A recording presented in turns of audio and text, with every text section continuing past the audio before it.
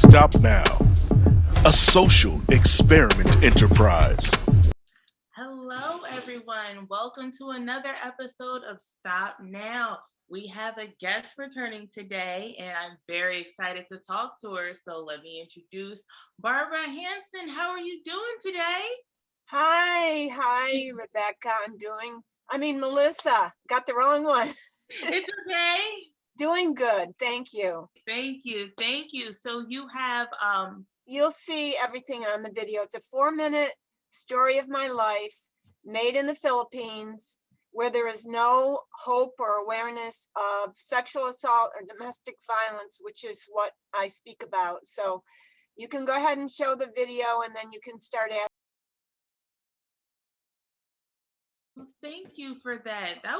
I definitely learned a little bit more about you today. So you said that this was when you were in the Philippines that this documentary was put together? Yes, my husband and me and my book promoter flew all the way to Asia, to the Philippines, and were there for 2 months. We spoke in villages, jungles, the Father's House orphanage, where ISIS was watching our every move. And the missionary pastor from Barnard Christian Academy told us, the drug lords know us well, Barb. He said, they'll run because the angels will surround you when they see you coming in. So that gave me hope. It was difficult watching that video. I'm still a little bit teary-eyed because it brings me back to my past, which I don't like to think about, but every interview releases me from shame. It releases those that watch the video from shame. And as you can see on the screen, Survivors Against Violence Everywhere, a global outreach, global.org. I have been made ambassador of Massachusetts with this organization with Eileen Dong, who's from Asia. And we'd like to go back and do work together with violence prevention and human trafficking. She's a survivor, and so am I. And it just was amazing. 637 souls called into the show the one night that I was on the show to find out about my faith, to find out how to heal from violence and crimes that have been done to us. And 1 out of 3 girls, 1 out of 5 boys have been sexually violated. Every 2 minutes, a child is molested. Every 5 minutes, a woman is raped. Incest is the most horrible and most damaging crime. And 80% of sexual abuse are crimes, and it's incest. A lot of men and women are in prison. Women have killed their significant other for or drowned their babies. I absolutely wanted a baby so bad, but I absolutely couldn't have one because of the sexual abuse and crimes in my marriage that happened with infidelities and pornography.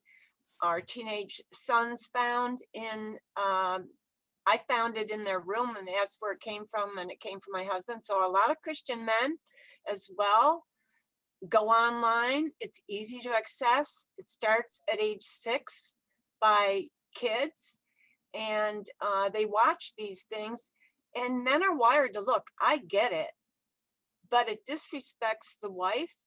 Lust leads to death of a marriage or of your life with your partner. It leads to death with God, because then your soul is shamed. And it took us a long time, 38 years, for me to talk about these secrets. One of the things I picked up from that documentary, Barbara, is the concept, you brought up 2 things there at the end, healing and forgiveness. And, can you talk a little bit about that for somebody that's kind of gone through maybe a similar situation or similar trauma? Like, how do you get to that place of healing and then ultimately forgiveness? Forgiveness is way down here. It's like the last step. I teach a support group called Beauty Out of Ashes. I do not, and a lot of it is in my book. A lot of hope and answers and healing is in my book, which you can order from us at my website, listentothecry.org, or my email, which you put on there, bobbyjoyhanson@juno.com. And all proceeds go to help survivors of violence. So you ask about forgiveness. No, I prematurely forgave. I forgave my husband. Forgiveness isn't just forgetting. Premature forgiveness keeps you stuck and hinders the healing process. So for me, prematurely forgiving kept the anger so deep down in, and bitterness. I went through verbal abuse by my husband. I hid on him 3 times. He brought it up the other day. We're healed now. We're still together, which is miraculous. We've been married 55 years, going on 56 in May. And I'm living my childhood. I'm living my passion and purpose. So for not forgiving, it's like a noose around your neck, and you're holding on to that ember of hatred. So letting it go, for me, with that clergy that I faced, that you just saw the video, and I didn't go in that room, believe me, to forgive him. I went in to confront him. I had hope and I had help with the Christian Missionary Alliance denomination headquarters that set up a committee of discipline for him. And now there were 4 of us, because no stone was unturned. And when I walked in the room, I tell you, I had such panic attacks. They had a psychologist there. The sex offender sat on my right. The psychologist sat next to me, and there were 8 clergy in this committee of discipline for him and committee of restoration for me and 4 others. So for me, walking in that room and facing this man that was a youth pastor, he was 27. I was 11 years old, and he came back the next year. I was 12, and he molested me and many of my friends. I'm a pastor's daughter. And go ahead, Melissa, you were going to ask me something. Oh, how did you even get to the point to, start to talk about this? You said for so many years you didn't, want to discuss it. So what made you say, this is it, I'm going to, advocate for this and make sure people who do go through this, know what they can do? I never thought I had a story or a testimony. My dad, being a pastor, would have somebody up on the pulpit that was from an alcoholic background. And I thought, wow, I don't have a story. Jesus became my savior when I was 5 years old at my daddy's knee. He didn't become Lord of my marriage until I healed. So what happened was, in 1998, I went back to the camp where I was molested. We have a cabin there. The bondage was still there. I hadn't healed. And I saw a best friend that I hadn't seen in 27 years, a pastor's daughter, a pastor's wife. She just got out of a drug rehab. She went through a drug treatment program a couple of times. She can hardly read my book. She's still not whole yet. And we had an evening service, and we reconnected in the afternoon. And she said, what's going on in your life, Barb? And I said, I work with addicts. And I mean, my addiction was codependency with heroin, drug dealers and pimps, and rescuing and taking them in and out of our house for 8 years. That was my training ground. I would never do that again, but I learned from them, and they certainly learned a lot from me. But was I whole? No, I was far from it. And so this woman, my friend, poked me on the arm at the end of the evening service, weeping.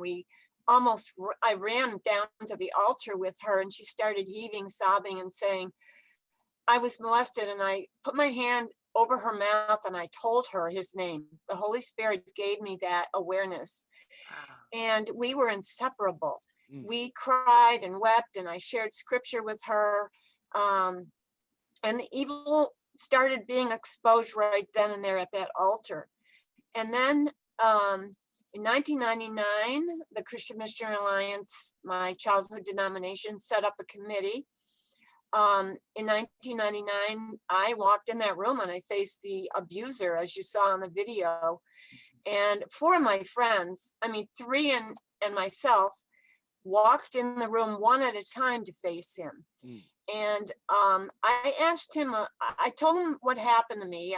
I prepared a testimony, which I sent to the clergy. There were about 8 clergy and the psychologist in the room with me, one at a time. So I talked to him, and I was talking in a whisper. They had the microphone turned up by my mouth, and I couldn't face him. I was scared to death. And God, in his still small voice, said, Barb, you need to turn to him and face your abuser and talk to him. And then my voice got courageous, and I told him everything that he did. I could remember it like it was yesterday, being taken in the missionary lodge, what he did to himself and to me, my grandfather being an incest perpetrator, and my uncle was. So I went through that, and there was not much I haven't gone through, but he said, when I asked him, I said, who hurt you so bad that you had to hurt me? And the psychologist told me later, that was really a profound question. I didn't intend to ask it, but I said, who hurt you? And he said, well, I was raised in a Christian home, and I don't recall being molested. But then he thanked me for coming, and he said something I never thought I'd hear. I don't know if you can find it in your heart to forgive me. To me, that was just this little tiny bit of admission, and he was in complete denial up until that point. I said, forgive you? Yes, I will, but you need to run into recovery for everyone you've harmed. You've harmed hundreds of children, in coaches abusing their children, coaches abusing in Sports Illustrated, 1999 issue. Pedophiles molest 350 children or more per perpetrator. And you know that it's all coming out in the news and everything now. And when I walked out of that room, the head of the committee said to him, you need to listen to the cries of the children. And I thought, wow, if I ever write a book, it's going to be titled, Listen to the Cry of the Child, The Deafening Silence of Sexual Abuse. And it's not just about abuse in my book. It's about all the secrets that were hidden, one after the one after the one. And if you have more trauma in your life, it goes deeper and deeper and deeper and deeper. And the PTSD gets so deep. It covers your brain. All the holes of all those things go in and stay hidden for a lifetime sometimes. Well, you talk about kind of that processing that trauma. And one of the things that we've been talking about here lately, Barbara, is, the role of religion or spirituality or faith in people's lives. And I'm wondering, as somebody that grew up in as a faith-based person, but was also hurt by somebody that you had put your faith and your trust in, did you ever have a moment where you kind of grappled with your faith, or were even angry, at God for what had happened to you? No, I wasn't angry at God at all. My father was my protector. Up until 9 years in our marriage, my husband was my protector. And the call of God on my life was like a distant drum, a call that I really had a hard time listening to, a call I didn't understand.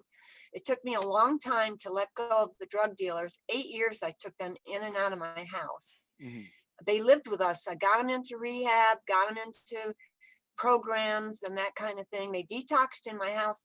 I didn't know what I was doing, but that was the deep empathy I have inside of me. So I have suffered so much persecution with a price to my call, ostracized, criticized, sometimes by family. When my cousins told me that my uncle molested them, I avoided him. And that was behind the garage at my grandfather's house. And so I avoided him. And then they blamed me when I spewed it out at my uncle's funeral. And they said they never want to speak to me again, and they haven't. And that was years ago. So this was, like I know you said you still talk to your dad, right? So this is like your mom, or who exactly was the one to say It was on my mother's side of the family. Oh, okay. My mother's father molested me, my two cousins, at least I know, probably there's more, because there's always more molested children, and me. And my mother was molested as well. Now, people ask me, well, why didn't you blame her? Well, blame serves no purpose. My mother had PTSD, which is like hidden in your brain. It goes down deep. And the more trauma you go through, the deeper it goes. It's like the Army vets. I had panic attacks, nightmares. I walked in my sleep. My mother found me fumbling in the closet, walked downstairs in a nightmare. I screamed in my sleep. And my mother couldn't help me. I couldn't tell her. I had no words to tell. I was only 2 years old when it started with him, with my grandfather on my mother's side, until 8. At age 8, I shut down from him. In this little kid's head, I said, something's going on. I didn't know really what to do, but I thought, okay, I'm not going to hug him hello or goodbye again. And guess what? It stopped the abuse because I wouldn't let him get near me. But then I was afraid somebody would ask me to go, but nobody asked me to hug Grandpa goodbye before we left his house. So there wasn't. Are there signs? And I don't know kind of the right way to frame this question, Barbara. Are there signs of abusers, right? Are there warning signs or red flags that folks can look at so they can? Sex offenders target children because they fit into the child's world. They don't fit in with adults. So that's who they target. And they target the kids that are shy, introverted, have low self-esteem, with insecurities and denial and withdrawal and all that. And the boundaries are crossed to meet their own perverted needs. It's not about sex at all. It's about power and control. Sexual abuse can be defined as any sexual activity, visual, verbal, spiritual, psychological. The man can hold the checkbook away from the woman, or monitor every move. And I've had domestic violence women that I've counseled, that I've had to leave a battered marriage. And so the hope comes as you loose those chains. I'm in a deliverance ministry with those that you might not understand if you're hearing this. There's a spiritual world out there. Demons are there. When Satan was cast out of heaven, there's demons in the drug world. And when the drug dealers came in our home, they brought demons with them. And I didn't realize it until I got in. So what if you have, you've come across someone who's dealt with abuse, but they aren't religious at all? You're trying to help them and, bring them closer, and they just aren't trying to hear what you're saying. Like, how does that end up working out? Well, a lot of people that call in I run a show called NASCA, NAASCA, Stop Child Abuse Now talk show. I'm a co-host. And I have a lot of callers call in. I've had people call in with suicide attempts. I had one woman that called in and she did commit suicide. I write about suicide in my book because my husband's father took his own life by suicide. My husband was 27. So that was one of the reasons he comforted himself with these sexual addictions, because he didn't deal with it. He had PTSD as well. So yes, I see many people, I hear many people. Walmart gives me opportunity. They're pro domestic violence, sexual assault survivors, and they let me sit outside Walmart. I have 8 fundraisings coming up, and the money that we receive for the sale of my books go back to help violence prevention. So I've had gays, lesbians, cross-dressers. I had a trans come to me and put $1 in my bucket. If they put $20 in, I give them a copy of my book. And she put $1 in, and I could see the shame. When they're abused, there is a wall up. They can't tell, they can't talk. The eyes are dark. I could tell. And I said, you've been through this, after I shared my testimony with her. Mhm. And she had a man bun. And I love those people that Jesus calls the least of these. Those are the ones I connect deeply to. So when she dropped $1 and I gave her my book and she said, I can't afford it. I said, no, it's your gift. Somebody put a $20 bill in. I had a man drive up and kept shoving $20 bills at me. And I'm like, wait a minute, here's my book. He's like, no, you run a wonderful ministry. I want to help you. Mm. So all that goes back to help somebody like this trans person. And she started weeping and kneeling down by her friends and had a cigarette break and was just blown away. So she got the gospel. She got answers by getting my book. So I guess fully answer Nate's question though. So what with like the internet and all that, what would you say for that? Because I know when you're with, family members or something that could possibly be a pedophile or something like that. But I know my son right now, he's all over his iPad and everything like that. And I'm like, I'm trying to do what I can to monitor, everything that he's watching. But it is definitely out here. These kids can, get on these really disgusting, sites with, YouTube, or they know how to Right. work technology so much. Mhm. So, do you talk to the kids also about, what you watch and all that is not okay, or, certain things like that? Absolutely. I have a chapter in my book on how to talk to your children. And I will send you a copy of my book after the show. You can give me your address for giving me this chance to have my voice heard.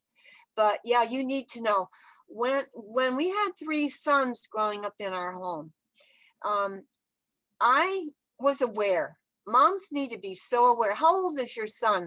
Oh, he's very young. Yeah, and I would listen up when they had their door closed.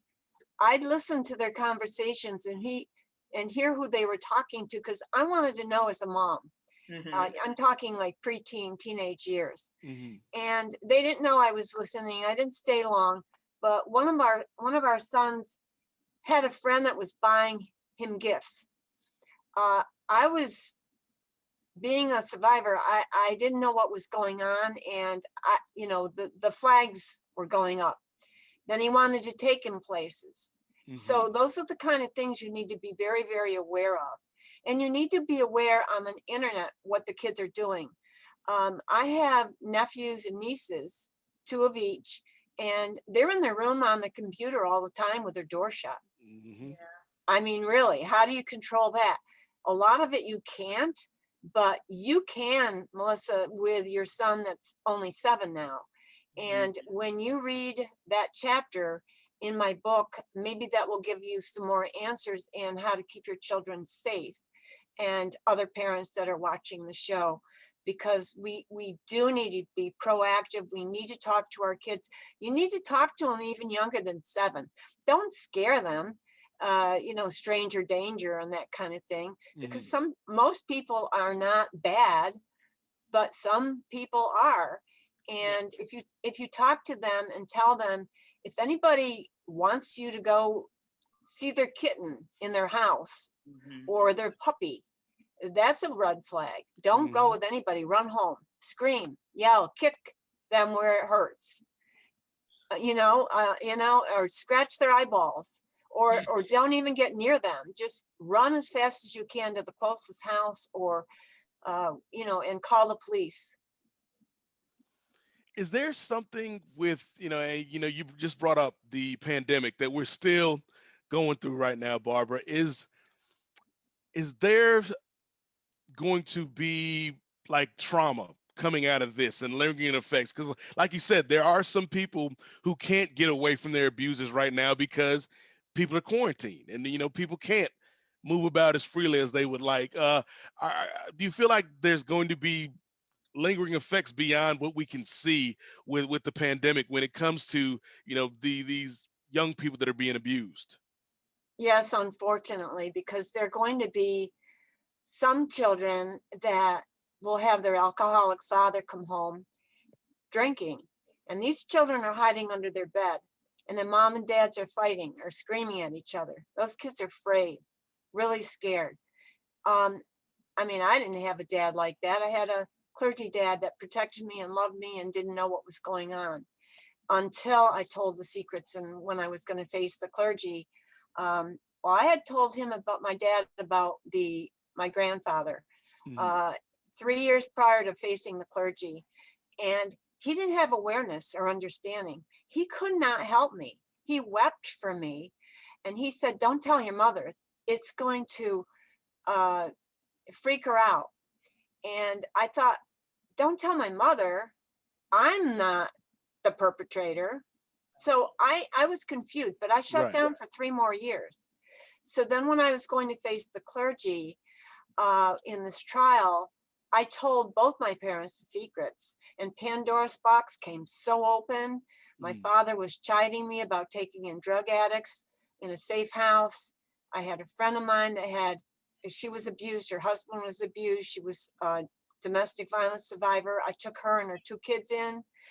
And so when I told the secrets to both my parents, my dad was absolutely shocked that my mother kept it inside for 83 years. Horrible that, people just feel like that they can't say anything for so long, or you finally do open up to someone and then they say you can't tell such and such, and Right. that's why things continue the way they do, and people continue to go through abuse sometimes, unfortunately, because they feel like they don't have anybody to Mhm. open up to, or they're not allowed, or they should be ashamed of themselves. So it's good that you're out here, Well, helping we people. live in a storm unlike any other storm. I mean, COVID is a horrible thing to go through with anybody. And I don't know if you've lost people, but I have. I lost my deacon in my church that I believe she may have died of COVID. She had complications. Mm. My book promoter's in the hospital now. She traveled all over the Philippines and all over the world, in Scotland and all over the US with me. And she's got complications from COVID now. And I've lost a couple of my friends to COVID. But family secrets absolutely destroy. You're told, don't tell, don't feel, don't break the generational curses, because Mm. boy, that's going to destroy my family or our family. So there are families that don't want these secrets spilled, and you're living in a very dysfunctional family. They tell you not to trust, not get close, don't come out of hiding, don't let anybody know.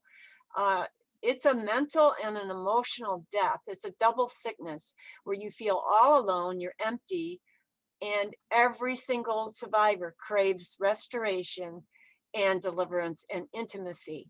Mm. T.D. Jakes says, intimacy is into me see.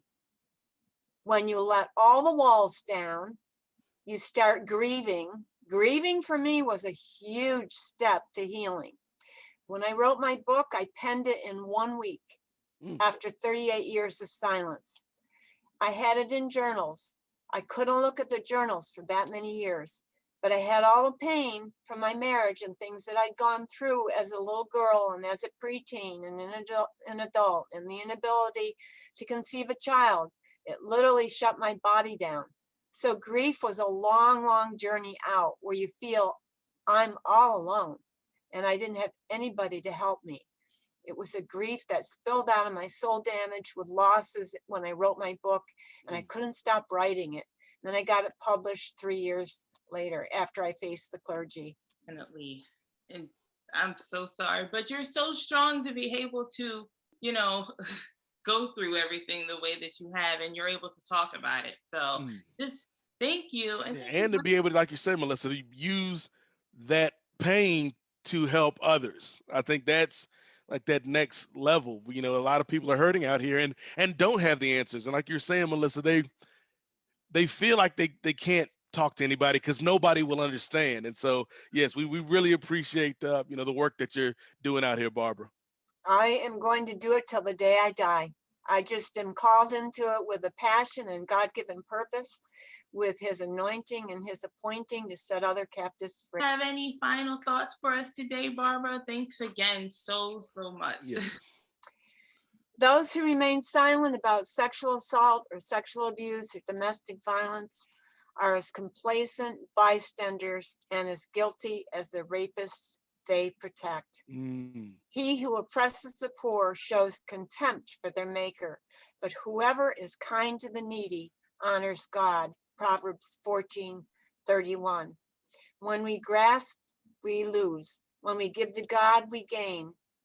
Keep giving, sowing the seeds generously, and you will reap the harvest. Do both. All right. Well, we will see you guys another time. Okay. Thanks for joining. Stop now. Bye for now. Stop Now, a social experiment enterprise. Stop, listen, share. Everyone can make a difference. We are on a mission. Everyone should do something greater in their lifetime. Change the future. Be a proud member. Join us to support, volunteer, and donate.